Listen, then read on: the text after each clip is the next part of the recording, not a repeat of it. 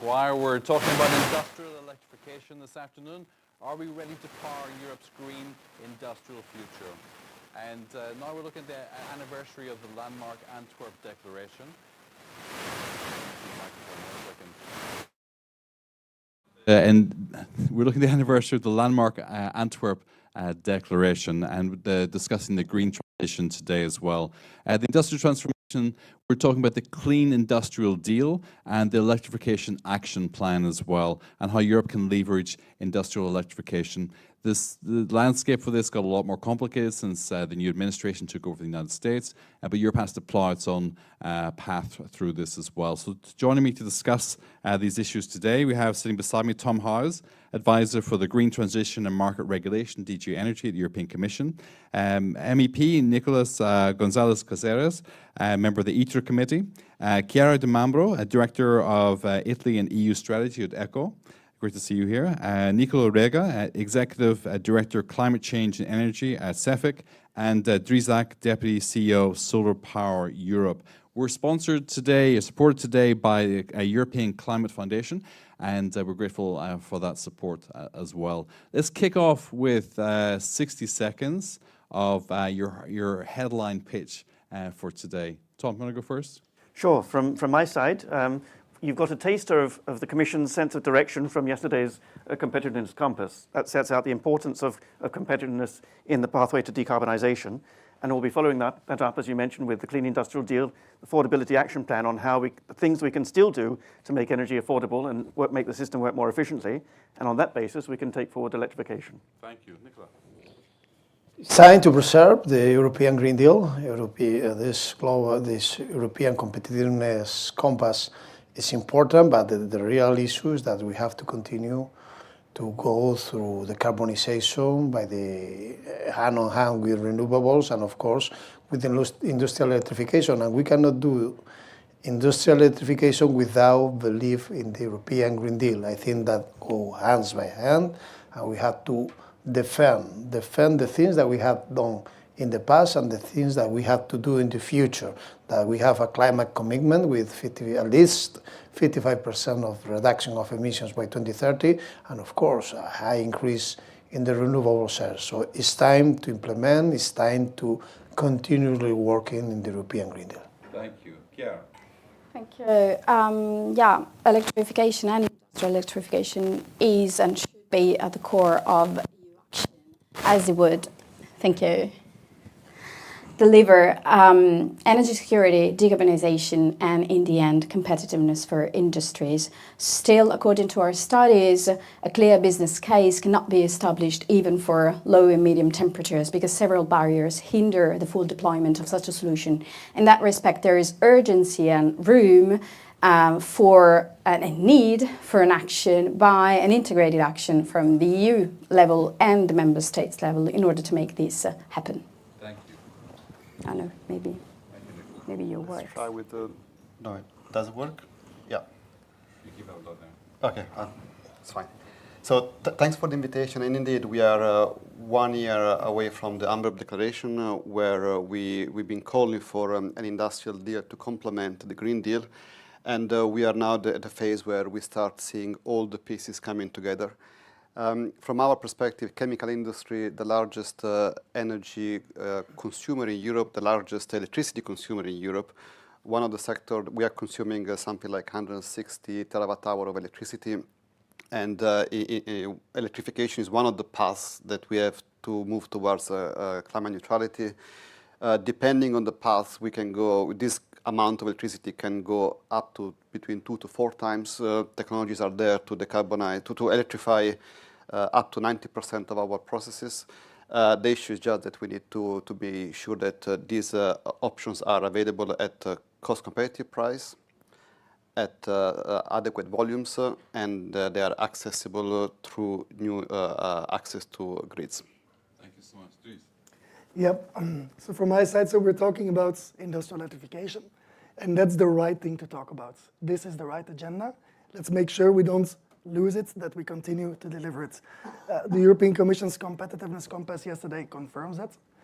Our problem in Europe with competitiveness is a structural dependency on volatile fossil fuel imports. That's the problem. The solution is to accelerate the energy transition, to build more renewables and electrification. So that's what we're here for today. The potential is huge, as Nicola mentioned, in the chemicals industry, but also in other places, as was detailed now in several studies. A shout out to Agora and Agiven and some other think tanks to really map that out. The potential is today already 60% of industrial loads can be electrified, 90% in the future as well. So let's look at solutions. Let's make sure that we deliver on industrial electrification. Thank you. So we're going to talk a lot about solutions today. Now, for our audience online and in the studio, and you can send questions via Slido, hashtag electrification. There's a QR code on the screen as well. Electrification. So send those now. We're going to use the questions throughout the discussion, not just at the end, and every 10-15 minutes we'll come and do some questions for that as well. And now, just a note, we were supposed to have Tom's colleague here instead, and Mr. Kalinsky, so we're grateful for Tom to step in at the last moment, and Ms. Kalinsky's not so well, so we appreciate this change too.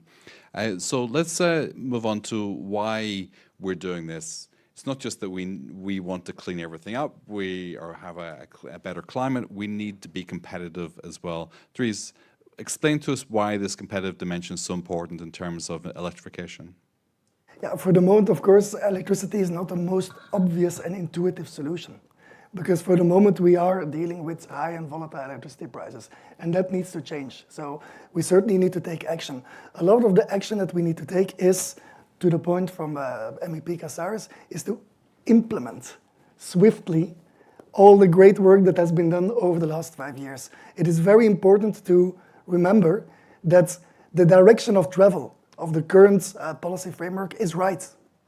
Soon, in a couple of years, we will have structurally reduced our wholesale electricity prices in Europe by delivering on the renewables targets, by accelerating electrification, doing the grids. So if we continue to do what we have already agreed on, we will already take a massive step in the right direction. I'll give you a number. We did a study ourselves in Solar Power Europe called Mission Solar. I recommend you read it. It shows that already by 2030, by delivering what we have agreed on, we will structurally reduce wholesale electricity prices by 25%. That's meaningful. Yeah? Does it fully close the gap with international prices? Probably not, but it really confirms that the direction of travel is right. So whatever solution we take in the short term to help the industries, because we do need to help them, needs to be in the understanding that it shouldn't mess with the policy frameworks that are putting us in the right direction of travel. Don't reopen the electricity market design unnecessarily. Yeah? Don't talk about renewables or slowing down or any kind of deregulation. The direction of travel is right. What we need to deal with is an urgent issue that industries are dealing with right now, but it's in the end a timing issue. The direction of travel will deliver for European competitiveness. We need to stay the course, but we also need solutions that work right now and that are temporary and time-bound. Nicholas, the trajectory seems set. There's not going to be a lot of policy shift in this in terms of direction, but the political pressure is growing to push back on the Green Deal as well. In the European Parliament, we see some news of that this week as well. What's your sense about the ability to stay the course? Do you think that Europe can stay the course and deliver for its citizens in a fast enough way that the benefit is felt? Like we talk about 25% reduction in energy prices, that will be felt. Do you think we're doing this quickly enough? I think we are not going very quickly, but we can do more. We can stay in the same trajectory that we had decided to go for this clear target of reduction of emissions. That means also to change the paradigm that we rely in the past in fossil fuels and rely in new sources of energy in future. Because we cannot forget one very important thing that is going to be crucial in the next years. We don't have fossil fuels in Europe. Not so much. We don't have fossil fuels in Europe. We have our own energy. We have to rely in our own energy. And how to do it? Okay, boosting the deployment of renewables, boosting grids, but also searching for new demand. And the new demand is already there. In by electrification of the industry, we can get more and more a win-win solution, because there are some processes in the industry that can be electrified with a simple change. There are mature technologies. We have to search in every single sector which are the possibilities to do that. But we have to believe, and you mentioned the political moment, and it's true. There are some forces thinking that we have to step back in the European Green Deal. And I love to say that we have the only clear growth strategy for Europe, because we don't have other alternative, other real alternative.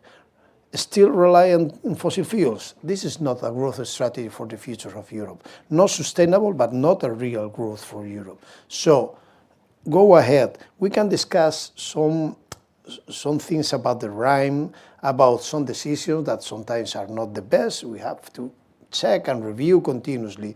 But of course, it's time to implement and to follow this growth strategy that we have given. Okay, let's talk about where it's going to work. So, Chiara, how is industrial electrification going to work? Now, which sectors does it fit with? For example, high intensity consumption of energy for large scale industrial. It's not there yet. The technology is not mature, right? Right. Thank you for the question. Yeah. For temperatures higher than 500 degrees, research and development needs to be deployed, and instruments for doing that are needed, like, I don't know, maybe earmarking some part of the innovation fund, or strictly focusing funds from EDS towards this solution as well. Instead, for some sectors, this solution is applicable. Technologies are there. Further to that, the supply chain of electrified solution is mostly into EU, especially for industrial size electrified solution. And this represents another opportunity that comes with electrification. Still, again, there is the need to intervene with short-term solutions in order to make those solutions applicable. And short-term solutions then? yeah, for example, there is a need. It is true that we need first to implement what we have, but there's still something that we don't have. The Energy Taxation Directive is still there, and energy taxation in this respect is an issue. If we look at retail prices in Italy, those electricity prices are 5 times higher than gas prices. And it's because the competitiveness of the country was based on gas supply. So we need to completely change this paradigm and do it swiftly. And that's why there is a need to tackle the price signal that is delivered by those two energy supply vectors. Okay. Nicola, that's changing though, isn't it? There are some times of the day, for example, when the energy price is more favorable towards electrification than others, and that the price is closing in terms of competitiveness as well. How do you see that market dynamic playing out at the moment? Yeah. No, indeed, we are looking at all the options, because at the end of the day, especially for our sector, where temperature go well above 500 degrees Celsius, we might also have some solutions there, and there's a lot of research going in that direction. Just like we said, deployment is happening outside of Europe, which is frustrating from a European-based association. So you research in Europe and then deployment outside of Europe. That's because of basically the price difference between electricity and gas. Mindful also that gas is also more expensive than gas abroad. So just to bring also, now that we discuss energy, but let's not forget that energy is not a goal in itself. It's an input for something else. We provide a service, or in our case, a product that then is up into a service. And if the market does not recognize these products, then of course it becomes difficult to explain why would we do the investment unless we start subsidizing the whole economy. So back to square one. There is indeed time of the day when prices are lower than natural gas, and we are actually exploring these possibilities. At the moment, we have some companies who are doing some tests with some, of course, we're talking about millions of euros, so you want to be sure. So there is a lot of attempt to see what kind of flexibility we can have. Just to be clear, the industrial sites cannot, there are limits to what they can do by themselves. We cannot run our sites for 6 months when the sun is shining, and then we send our workers home for 6 months. So the operation needs to be steady. We can, in the past, we've been doing some flexibility with some, I would say, ancillary services. Now the new challenge and in which we are entering with lots of attention is to what extent we can have on-site energy generation which works as a buffer that can increase the intake of electricity when the prices are more attractive, and then eventually we also with batteries try to see how can that process continues over time. There are interesting technologies that can store. But we can generate heat from electricity. You talk about hybrid systems, right? We're going towards hybrid systems. Now that comes with some caveats because there is a lot of capex that needs to be involved, and then also there is a lot of uncertainty because we don't know for how many hours every single year we're going to run these technologies, how many hours are available, what would be the deployment of new renewables that might extend these ranges. So there are all. It's a fascinating learning phase in which we are going. We cannot be left alone. So there is some support that needs to be done to help these solutions to kickstart. Nobody supports like the European Commission. Tom, so if you make this transition to a hybrid system or some other system, that's a huge burden for a lot of companies to carry as well. What are we doing to prepare the way for that or to facilitate that now? Well, the first step is making electricity more affordable, and we've touched on it already. We have the perverse situation where in most member states, electricity is actually taxed higher than gas. So that's the first thing to be reflecting on. We have a story where the whole energy crisis was triggered by high fossil fuel prices, and as Dries mentioned, it's solar power which is driving down electricity prices. So the more we roll out renewables, the closer we're going to get to lower electricity prices. We're doing a lot more with the grids as well. We're building the flexibility markets because flexibility in batteries and demand-side response is yet another tool we have to introduce through implementation of existing legislation to make electricity more affordable. So that's the first benchmark. That's why we're coming out with the Affordable Energy Action Plan. Following that, when electricity does become more affordable, there can still be a reason to help industry with particular mechanisms, and there's a number of European pots of money which are available to help develop that. Dries, just to jump on that, or anybody else wants to comment as well, say, how do we help SMEs, more the medium size, I guess, to make the transition? What's the affordability like in terms of making the transition to electricity? So SMEs, I think, are one of our favorite client groups, I would say. So a lot of SMEs are quite keen on using some of their rooftop spaces as well. So that's already point number one. If you have space for on-site renewables and on-site solar, don't hesitate. Yeah? So you're off the grids, you generate for self-consumption. But SMEs, I think, is important because an important part of this conversation on industrial electrification is also about making sure you segment and you dissect the problem. Yeah? We need tailored solutions to different industrial profiles. There's some clearly more difficult parts of industry, higher temperature, bigger concerns, bigger volumes as well. But let that not bog down the enthusiasm of this agenda towards all of the what you can call lower hanging fruit, and we can discuss on how low that fruit actually hangs, but at least lower.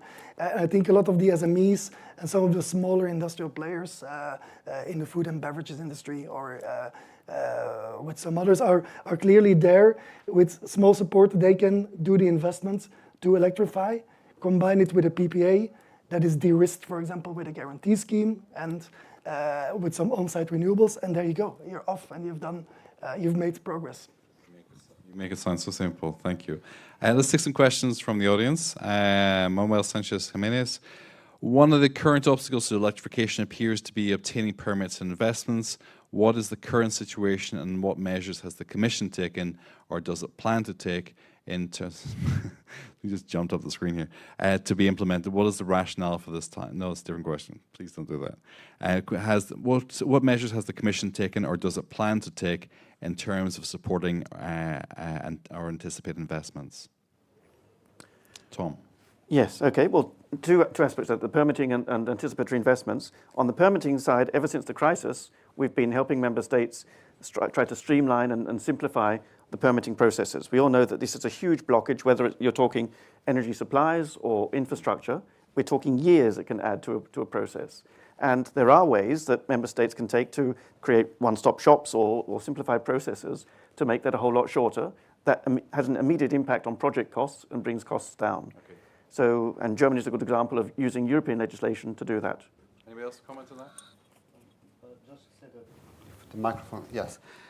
We tend to forget that if we talk about electrification, there is also the time to connect the last kilometer, I will say the last.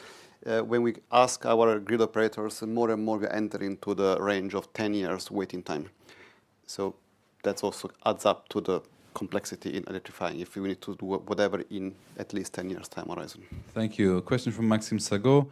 The Competitiveness Compass calls for accelerating the electrification of the EU economy, but the Electrification Action Plan is now announced by Q1 2026 and will require some time to be implemented. What is the rationale for this timing, Nicholas? I prefer the electrification plan coming before than is expected, but at least it's in the competitiveness compass. That is important to mention.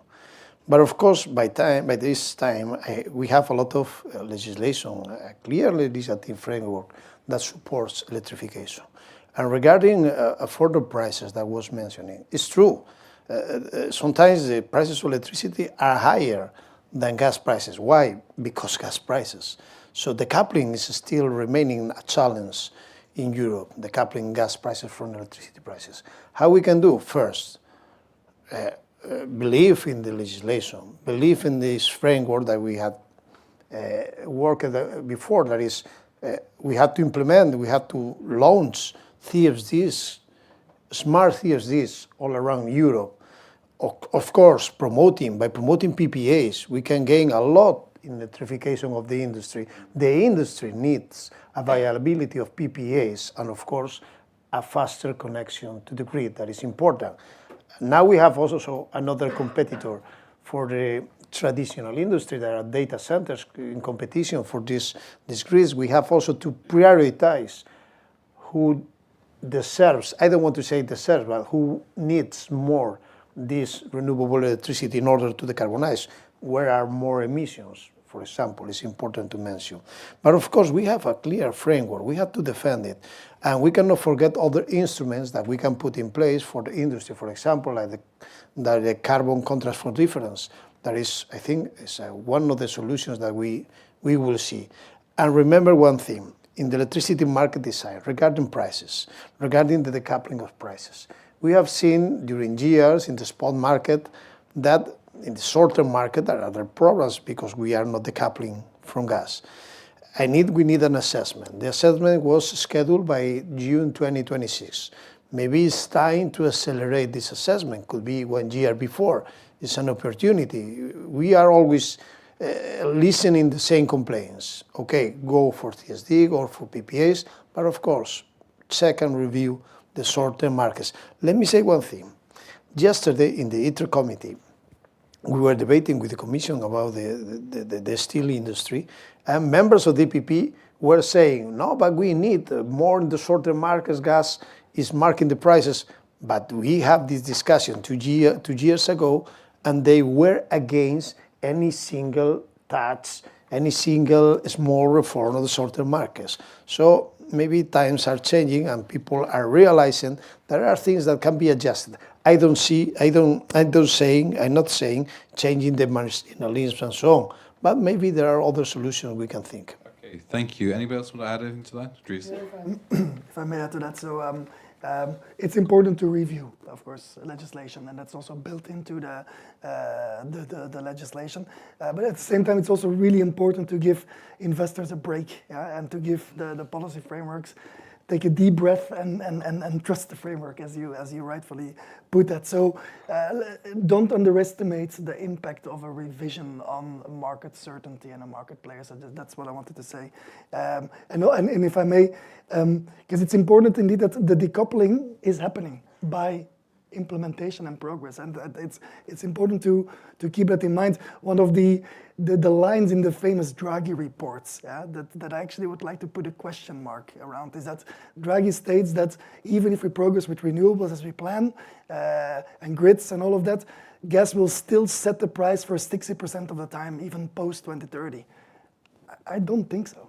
I honestly think that is wrong, and it's important in the conversation that we have confidence that the progress that we make is actually naturally decoupling the gas price from setting the electricity price. And that's also what our study shows. One important variable in the difference between our modeling and apparently the ones that Mario Draghi got, is batteries, gentlemen, ladies and gentlemen. More storage, more batteries. That's the way you bring gas from driving the price down in the short term. Thank you. Tom, you want to add something? And to your question on timing, I mean, we've all been talking about affordability, and that comes out in less than a month, the Affordability Action Plan. So that's the first step in electrification. So the sequence and the timing is pretty logical. Okay, thank you. Next question's from Leon. Next question's from Leon. Steel industry says the market for PPAs is dried up for them. They're I lost both microphones. Outcompeted by data centers. Do panelists agree we need a minor share of PPAs to be mandated at affordable prices for energy-intensive industries, as Draghi proposes? Chiara, you want to have a go at that? Nicola? Yes, that's a simple question. We cannot. They can afford a premium price that we cannot. And if we just leave it to the market like that, the end point will be that the few, because also there are delays in deploying renewables, what is out there will be eaten up by these data centers. I would even say, even go one step further, as we are discussing now, apparently we will be having new state aid guidelines. I would also say if projects get public financing, then part of it should be allocated at production cost plus markup for energy-intensive industries. Thank you. Anyone else on that? Chiara? Yeah, maybe just to, add up on that, I mean, we have the negotiations of the Competitiveness Fund that will come in the year, and again, earmarking some funds for electrification would ease a bit this uptake. Thank you. Anyone else? Tom? There might be other ways to grow the PPA market. Everybody wants to do so. We want those long-term price signals. Whether mandating for a specific sector is the best way to encourage the growth overall of that market, let's explore. There are other tools there, as have been mentioned. There are other ways or other pots of money that could be used to help develop the sector. Thank you. Nicholas? I have to remember that there are some tools already on the legislation that we, for example, member states can support renewable PPAs and can give guarantees for renewable PPAs. So I encourage also member states.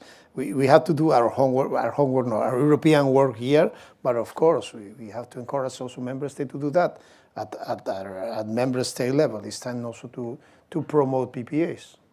Thank you. Yes, please. Because it very much depends on the fiscal space of the member states. That's why I was pointing out to the Competitiveness Fund and the MFF. There you go. For example, the fiscal can be changed. And of course, a subsidy, a promotion of PPAs can be by this way, using fiscal taxes. Okay, thank you. Relly Kayest says, is there any EU-wide plan to match electricity transmission capabilities with the future RE generation capacities? Anyone have about that? With Chinese, is better. I mean, Chinese has shown with us that in 3 months you can put in place a huge and enormous artificial intelligence system that is more affordable when it comes to the use of energy. So there were a momentum previous regarding data centers that they say, oh, we need a lot of electricity. We need more and more electricity. We are able to pay more for this electricity.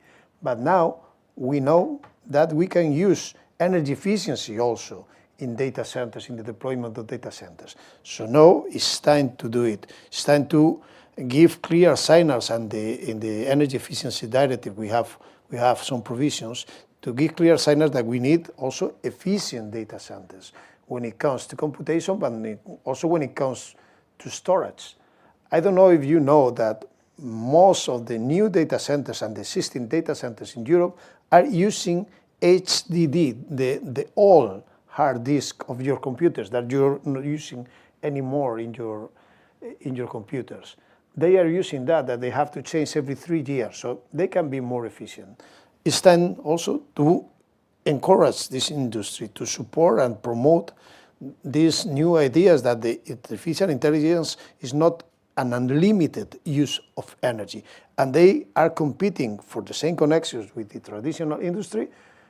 And of course, we need this data center deployment that should be like we have a just transition. We need a just deployment of data centers in Europe, matching the places where the renewable generation is made with the placement of the data centers, because it's cheaper to build digital infrastructure, digital cables, than big electric cables. Thank you. So I want to talk about research in just a moment, but before we go there, it's build on some of our weekly events in America. LNG and the expectation that we're going to have to buy a lot more of it because we're not buying American trucks. How do you see the geopolitical shift, not just with America, but how is this going to impact what we're trying to do and the electrification for industry as well? You know, it's very clear Trump will demand that we buy more LNG. And I remember, I've been around here long enough, that when Obama was here, he sounded like an LNG salesman as well. And we were starting to build ports to import as well. So a lot of the infrastructure is done now, which wasn't done before. How do you see all this play out, Tom? It plays out very well. It's a happy, well, that's good news. I'd say it's a happy coincidence. We saw with the Russian invasion of Ukraine and our immediate need to to replace 40% of gas. It is a short-term solution, and the US it's now become our largest supplier of LNG. And if we want to carry on getting rid of our use of Russian gas and oil, so yes, I think the imports of US LNG will continue to grow. That's a compatible short-term story. It's also compatible with our long-term plans, because we're signing long-term contracts. They may get shorter, but what we're talking about now takes us through to 3035, 3040 or so. That's still part of a consistent decarbonisation regime. So there isn't an incompatibility, I would say, between our immediate needs to keep gas prices reasonable and help everything function in the very short term. That's consistent with a decarbonisation agenda. So you're okay if I go back to DC next week and I tell Trump, look, we'll buy more gas to leave Greenland alone? That'll be that sort of I think that's a good deal. Okay, we'll do that. Go, Dries wanted to comment there as well, yeah. Maybe just to bring the perspective, I follow what Tom is saying. I understand that. It is, of course, important to be absolutely clear about how volatile and untrustworthy the LNG market is and will continue to be. This is not a commodity. There's not one price. The LNG market is becoming a market of ships that follow demand centers depending on weather events. Yeah? All to India, all to Pakistan, all to Brazil. All of that happened in the last 24 months, that you see massive amount of boats. So please do not consider the LNG glut as in any way a guarantee of stable gas prices. The volatility is a problem here, because sometimes we talk, it's high energy prices. No, it's the problem that Europe has is volatility and the dependency on external factors. We sometimes have high electricity prices, sometimes we have negative electricity prices. And that means that chemical industry doesn't know whether signing a PPA is a good idea or not, because the PPA is too expensive compared to the negative prices. Yeah? So you have an enormous paradoxical conversation about what is actually the problem in Europe about prices, and the answer is it's the volatility. And with LNG, we're making us even more vulnerable to that volatility. How do you offset that? How do you offset that volatility? By making sure that we get rid as soon as possible, that we decarbonize and get rid of fossil fuel imports as fast as possible. That's why we're talking about industrial electrification. Okay. Right? Nicholas, you want to comment? Our response to 3 baby drills should be wind baby, sun baby, water baby. This is our response. This is our real response. I mean, LNG is still expensive and volatile, and we don't have gas. We have other sources of gas coming from Russia that is not our best friend, but it's cheaper, always cheaper. So We have to think in which scenario we are. We are in a war scenario in Ukraine, but of course, can be an after-war scenario that maybe Russia wants peace, but wants an exchange for the peace. Not only a single part of Ukraine can be, okay, let's go make business again. And it's also a threat to USA. So you remember Donald Trump saying, I will finalize the war in Ukraine in 24 hours. Okay, more than 1 week and the war is not over, because I think there are not big incentives for USA to finalize this war. Because if we have the temptation of cheap gas from Russia or new possibilities, of course we are not going to buy LNG. So I think Donald Trump is also, with this drill baby drill, setting the framework for a final solution in the war in Ukraine. That is, okay, the war is over, but Europe has to continuously buy LNG from USA. So the response finally is sun, wind, water, baby.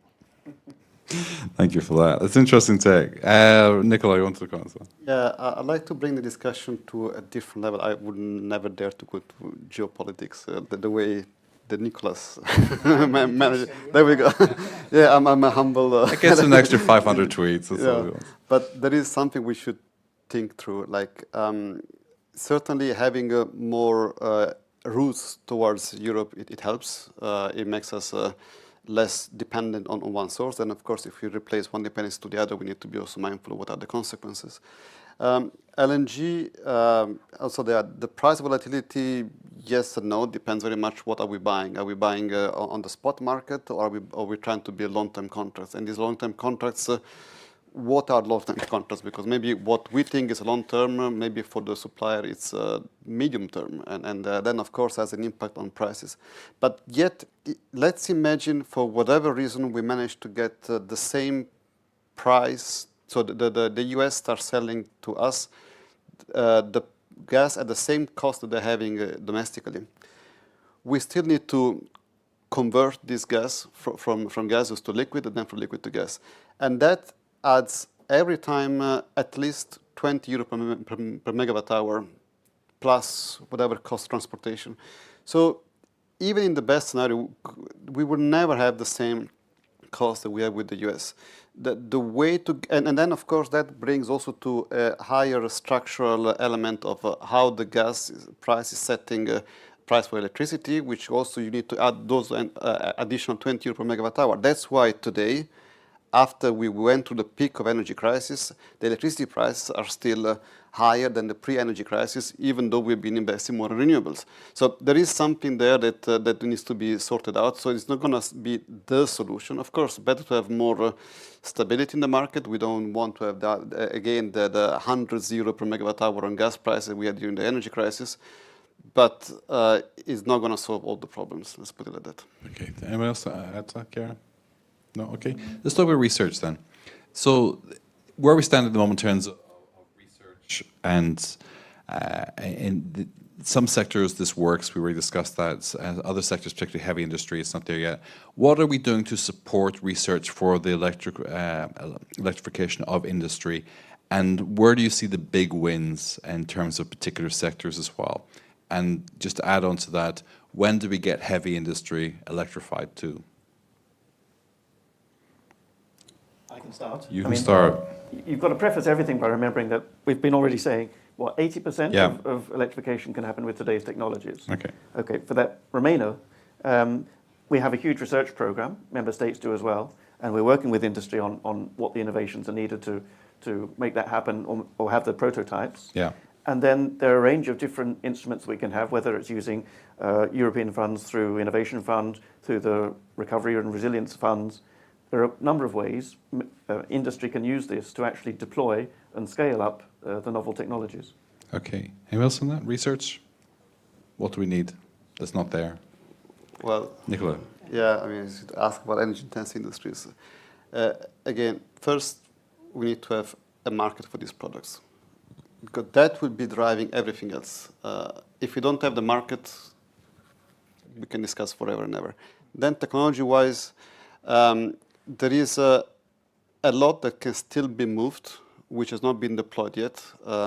I see it 10 years ago, we were discussing about electrification in heavy industry, and the only thing we could come up with was electrical boilers, because that was the technology that was known. Then we started discussing about heat pumps for low temperature heat. Now we're discussing about power to heat, power to X, because you can do whatever you want afterwards. And these are all things that are still at the early stage, because nobody knows exactly, okay, I do it, but then what is the cost element? Is the market going to appreciate that or not? If it is ending into a higher cost compared with the low carbon cost through electrification ends up having a higher cost than the high carbon product, how am I going to justify the investment? So we are between the chicken and egg story, and that will help. Nicola, sorry, Therese.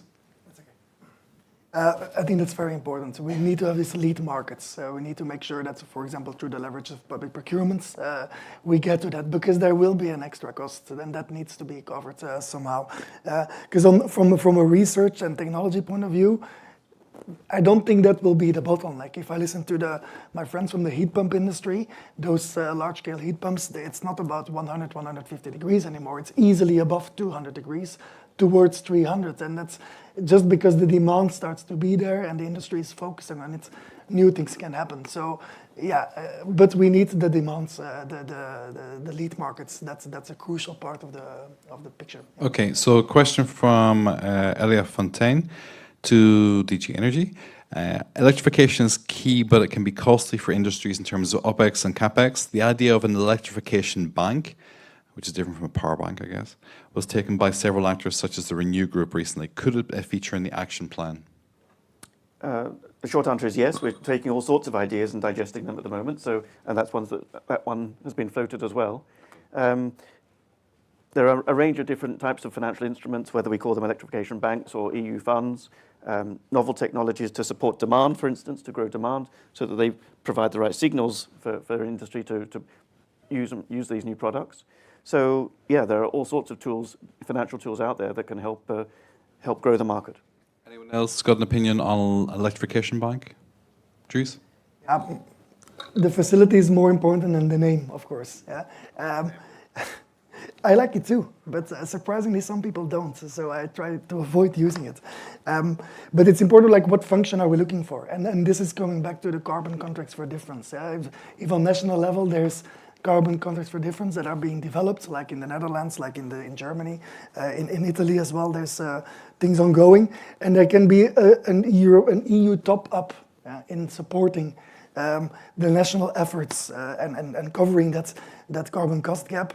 That's the function. I've just described the function. Then if it's called electrification bank, that's fine, but it's also allowed to be called something else, but okay. It's important. Anyone else in this? Good. Yeah, conceptually it's interesting. Just as we start talking about hydrogen bank, electricity bank, none of them is a bank actually, but let's try to get to something which is workable, because otherwise we end up into this framework where every bank has a different set of rules and is complicated. So let's just try to streamline towards the same direction. Let's go. From Thomas, it says parts of Ireland hit 43% curtailment of wind energy this summer. How could we use this wasted energy? Chiara? Not for you, okay. Anyone else on this? I'm not Irish, but I think the solution is use flexibility and the demand, and of course, storage. We have to promote the storage. We have also the opportunity to have capacity mechanisms promoting storage and so on. It's time to go. There is noted before that now batteries are cheaper. And we have the opportunity to, and there are other technologies, and of course, the water is still the best way to have storage. So we have to take advantage of that. Thank you. A question from Marianne Coulevin to you, Tom, and others can take. Distribution grids are the #1 bottleneck for the energy transition. However, distribution grids operate at strikingly low utilization levels, averaging below 10%. What will the Commission do to optimize grid capacity? there's all sorts of players can do to optimize grid capacity. I mean, we created the DSO entity so that the 800 or 900 DSOs that exist can share experience and work out what best to do. There are multiple programs out there for smartening the way the grids are operated. You can get huge gains, 20 to 40% gains in the efficiency of your grid operation through digitalization and smart techniques. Better coordinated planning across different DSOs, certainly improved management of connection regimes and permitting regimes. So on the administrative, the regulatory, financial side, there's a range of instruments out there that are already being used, and these can be scaled up. Thank you. Anyone else on this? Dries? To jump in, because distribution level is very important. This is literally where the magic of the energy transition happens. This is where solar meets EV, meets HP, meets BESS. So it's really important we talk about it a lot more. It's a typical example of where the problem is probably less regulatory, but much more capacity building. I think the Commission should do a lot more in terms of supporting DSOs to understand the rules and help them to implement it. Do they have the right tools? Are they digitalized enough? Like, can we kind of take them by the hands and make them organize local flexibility maps, which they're markets, which they're meant to do since 2019? Yeah? Why are they not all publishing the grid hosting maps, so we can see as solar developers and others where the grid is not congested? They were supposed to do that since 2019. Yeah? So I think the European Commission can do more than just legislate. Yeah? They can also focus on capacity building and financing. And I think this is the case. Thank you. Go ahead. No, of course, we need more distribution grids in order to give opportunities to the electrification of the industry, because you can invest a lot in electrify your industry, but you need also the supply, and the supply should be fast at time for the investment. So I think it's important to have anticipatory investments for that are also in the legislative framework, and of course planning. The planning is important. We have also in the red solutions for this planning, but it's time also to run. I mean, grids are needed. Grids are really needed right now. Thank you. Mark de Vreens says most renewables need more means to cope with intermittency, more capacity, more storage, more gas, more grids, so much more costs than the so-called cost-free wind and sun. What about much more nuclear baseload? Energy efficiency. I mean, the first thing is the cost. Are you able to pay more than the double for nuclear than for sun? Of course, if you are, it's up to you. I mean, I'm not talking about the whole nuclear that are already producing, but thinking in new nuclear plants, nuclear power plants, I think this is an enormous challenge. I'm not against nuclear power, but I mean, by meantime you are thinking about a new nuclear power plant, 10, 15 years and a huge amount of money, you can deploy a lot of solar and wind. So which is the best solution? I think is the best efficient. Let the market do it. Let the market do it, because some liberals, when it comes to economical ideas, they say, no, let the market do the work. But in this case, they are saying, no, give subsidies to nuclear. Where is the ideology? Nicola. Yeah, we are open to all technologies. We are looking at them as well. We, as a CEFIC, we are sharing the working group on industrial electrification for or industrial applications of small modular reactors. There's a lot that needs to be said about that, and we are there to contribute, to put all our knowledge on the table. Why we are doing that? Because potentially, I think we are all talking about potentials now, but potentially that could be one way of providing electricity and heat on site, which solves the problem of bottlenecks, plus could also provide services to the network. We have one of our members in the US who is building one of them, ready in 2030, with IRA US funding. It's over. What was granted? What was granted? Yeah, what was granted continues. They don't cut it. But for new ones, that's not to be said. But just that we are we are there with an open mind. Of course, at the end of the day, money matters. So we need to see all these technologies, how many will be applying for industry, and what's the final cost. And then on that basis, we will see what it is. And then if the numbers don't add up, they don't add up. Okay, let's broaden this out a little bit now. So all these elements that we've talked about, if we're looking back 10 years from now, what do you expect to see? What do you think will have worked? And let's talk about governance as well. Is the governance structure there and the leadership structure there to bring this all together? Because there are a lot of moving parts here. And some of it's predictable, some of it's not. And you know, if we get better efficiency, there's more, say, there's more LNG available, does the pricing shift, and all these other dynamics moving together? Like, use your crystal ball. Where are we in 10 years and when we look back? What would you like to see and what do you expect to see? Tom? I expect to see thriving flexibility markets as part of the electricity markets in every member state, with a range of active players who have smart meters well rolled out, both industrially and at household level. And the flexibility that gives in terms of demand response and storage options means that there just is no longer an issue of a duck curve or intermittency in the electricity market. That's managed, that's solved. Which means that electricity overall is a lot more affordable. So everyone will have electrified because it's the obvious, most secure, as well as clean form of energy. Thank you. Chiara? Yeah, I was reflecting about it. I mean, to me, we've been talking about a lot of instruments that have been deployed, for sure. But again, it's about implementation. And our view, there is a need, because there is a need to bring up awareness within the member states, within industries in the member states, give them the instrument to do that, give them the capacity to do that. And in my view, there is a need for to smooth down a bit the tension that might be there, and top-down policies just don't work.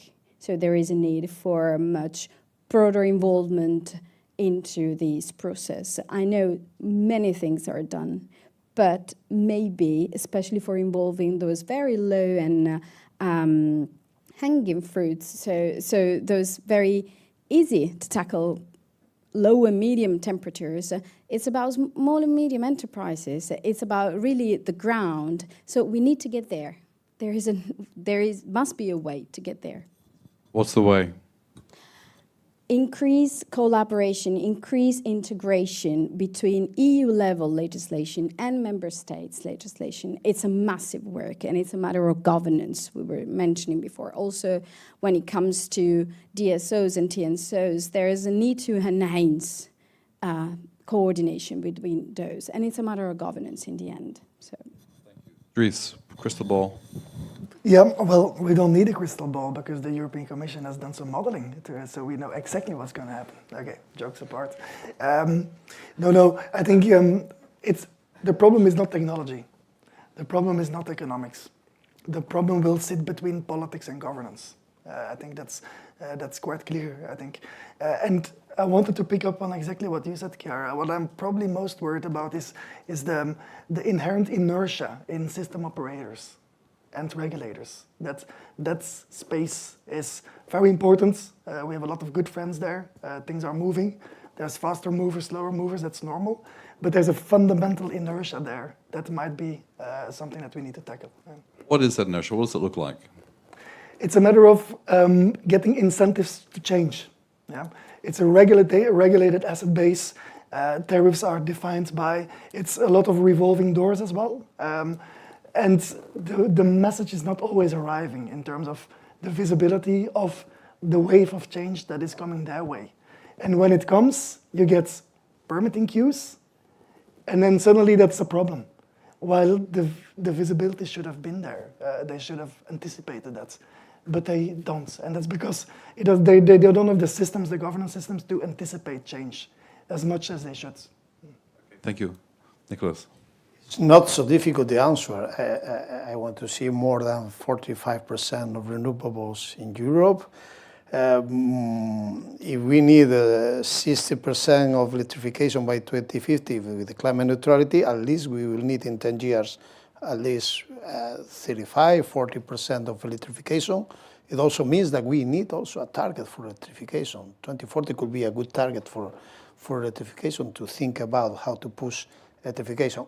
Of course, all the European industries working with clean technologies means affordable and green electricity or green hydrogen.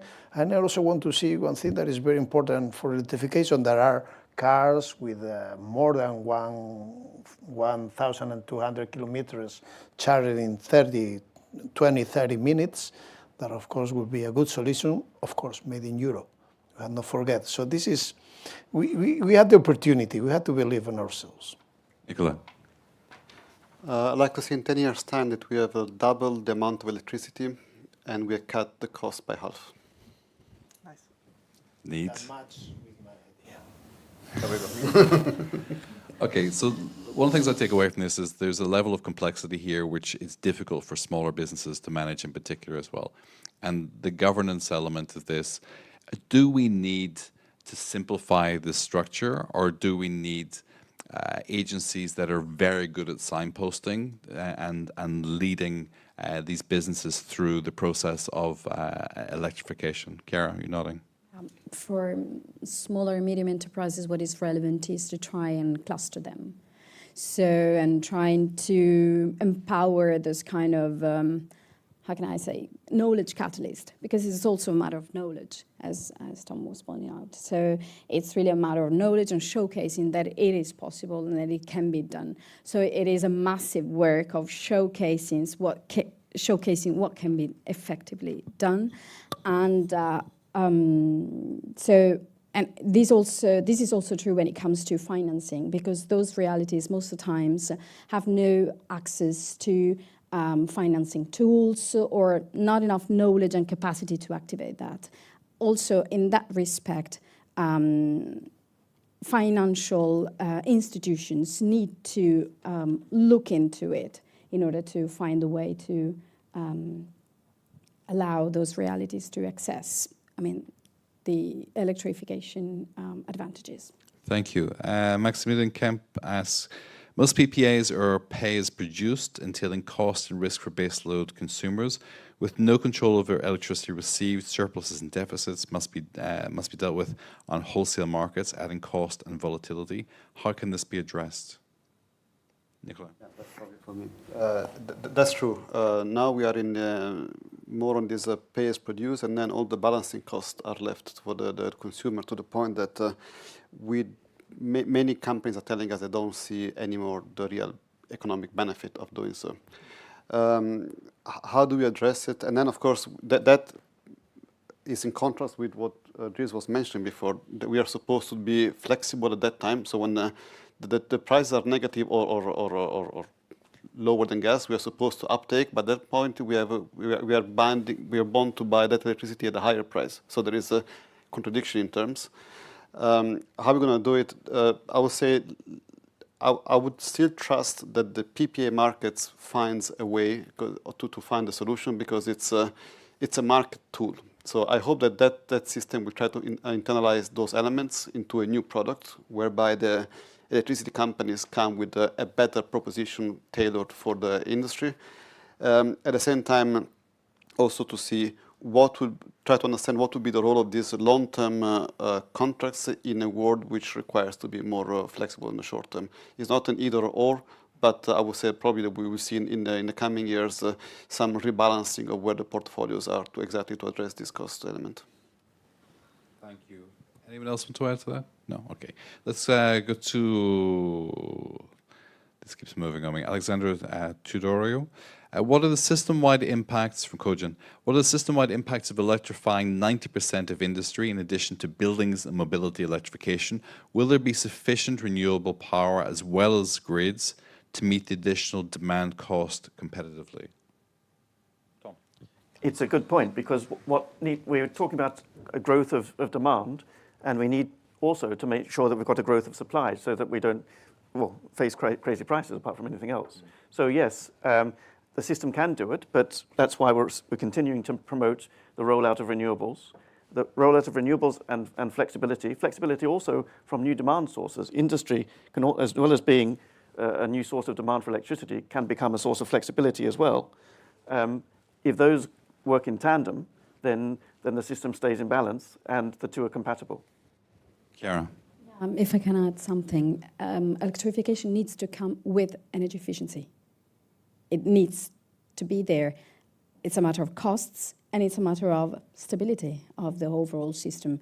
And our models show that, I mean, if those two don't come together, just the cost of all this transition explodes, and it's not, what we want. Thank you. Nicholas. First, I have to say that electrification is always more efficient than burning fuels. This is the first point. So electrification is also always more efficient than burning. But in any case, we need the big deployment of renewables. We have solar very cheap. We need to deploy more and more renewables. When it comes to solar, it's very important to give accessibility and provisions that boost the big deployment of solar, because we don't need an unlimited amount of territory. Of course, also wind and offshore wind is a solution that needs also finance. You mentioned that it is a matter of finance. Of course it is. And it's a matter of finance in Europe. I think that we are lacking of debate about what is happening in the real financial system in Europe, because it's segmented by member states, and we need an integrated financial system in Europe that provides big investments and have enough money to compete with other economies. Because yes, we are competing against China and USA, but our banking system is completely divided and with a lot of barriers, and we had to remove all these barriers. Union banking, I think, is very important. I'm not economist, but I have a friend, Jonas Fernandez, that is our coordinator in Econ, and always say the same. We need finance for renewables. Okay, anyone else on this? No, okay. Next question, Helena Jagilska. Question primarily to Tom, but anyone else can add. Could you reveal, of course you will, what will be the pillars of affordable energy action plan? Is it going to focus on activating energy consumers, or rather explore the possibilities for energy companies to produce cheaper energy? If you tell us, we won't tell on you. I can't even tell you how many pillars there are going to be. Okay. Four bigger, sorry. It covers all the different dimensions. I mean, yes, there's clearly going to be the industry dimension to it because it's coming out together with the Clean Industrial Deal. And there's all sorts of things that industry can be doing to make the things more affordable. But it also covers the household dimension as well, because they're a necessary part of the story. I'm sorry, that isn't giving away secrets. Unfortunately. Anybody else on this want to comment? What in terms of your expectations? Not that you can reveal what's going on there. Okay, so question from, I'm not sure what this one is asking, Loic Delform. Changes to short-term markets, is that a reference to marginal pricing, Dries? I'm caught off my guard. What does he mean with that question, Tom? Do you have any idea? Well, I think the Commission's been talking of doing things in the short term and in the medium term. Short term means trying to pull all the possible levers we have in the next year or two to make sure that we have a visible impact on bringing down prices. It doesn't mean that we want to play around with the wholesale electricity market and marginal cost pricing. We had enough of that discussion a couple of years ago, and we are quite content with the electricity market design proposals. The sooner they're implemented, the better everyone will be. So no is the answer to that question. Thank you. I was very happy with almost the 95% of the outcome of the electricity market design. There was a little 5% that has to be with the short-term markets and how to deal with the decoupling of the electricity. But I'm not saying, again, I had to be saying again and again, that I'm not saying killing the marginalists, searching for solutions that preserves the industry that we have in Europe with stable prices. Thank you. Nicola. Can I build on that? Because we also think that the marginal pricing system in itself is probably the best system we have for price discovery. Then the question is, so in the short-term market, yes. But then in terms of long-term, like I think we should ask ourselves some questions. Like if the Draghi report says that gas is 20% of the electricity mix and sets the price for 63%, and then when I see that the Commission in the 2014 assessment says, well, the communication says that we are going to expect high electricity prices for the next 2 decades, maybe we should also try to understand how can we neutralize this long-term impact and find ways within the market, around the market, something which makes this a bit more, let's say, equitable, because that's all about, basically. Thank you, Dries. You wanted to add as well? Yeah. Then we're going to wrap up. Thanks for the second go. I think this is indeed really important to understand. Like, what's the outlook for electricity prices with the transition? Yeah? I am convinced that we are having a real modeling issue here. We are not capable, our models are not capable of capturing the positive impacts of the combination of renewables, flexibility, and electrification on wholesale electricity prices. It will go down structurally. Of course, we still need investment in grids, so you have network charges and you have other levies and taxes. And those, let's say, non-electricity price formation parts of the electricity bill, that's where we have leverage. That's where what we can play with. These are decisions. Yeah? And this is, of course, what we need to keep an eye on in order not to overburden the industry. I think that's where the opportunity lies. But the direction of travel of this transition, lowering also electricity prices, is very clear, and it goes back to my point. I am indeed, at this point, challenging Mario Draghi. I'm aware of that. And it feels uncomfortable. You're the second person to do that in this room today as well. So Axel Voss is the first guilty party. Okay, thank you. We're going to wrap up now with our 30-second sound bites to take away for the day. Tom, you want to kick off 30 seconds about key messages that we all need to remember from this discussion today? We'll be building on the Competitiveness Compass. We're still open to ideas of the different tools that are out there to ensure that we're using everything that's available to us to bring down costs and to make energy affordable in the short term. That's what we want to focus on. Thank you. Nicholas. Time to implement, but time to defend the European Green Deal, defend the targets and defend all the implementation. As I said before, the only growth strategy that we have in Europe. Don't forget it and don't go against it. Nice. Chiara. Yeah, I'd say let's give a sign that electrification will be key and will be at the core of the compass with a medium to long-term target on electrification, and let's make it happen. And it's not only a matter of price, it's a matter of knowledge, it's a matter of spreading, the word. Thank you. Nicola. I'll say we are all on the same boat, and we can only get out of it after this storm if we all are working together. Last year, we spent 6 months together with the power sector, energy-intensive industries, to work out solutions. Dries was one of them. We have them here. It's on the Antwerp Declaration website. It's 12 pages of recommendations, win-win solutions. We all identified that we can all agree to move forward. Happy to give a copy also to Nicholas. The issue is that there are solutions out there. Let's start moving forward in deploy these ones, which, again, if we agree and the power sector in the whole constituency agree, probably they are the right ones. Is the boat electrified? That's the key question. Dries, last word. Yeah, for me, it's really about let's continue this conversation. Let's make sure that we deliver on industrial electrification. It's the right agenda. There's no silver bullets. It won't be easy, but this is the thing we need to get right for Europe's competitiveness.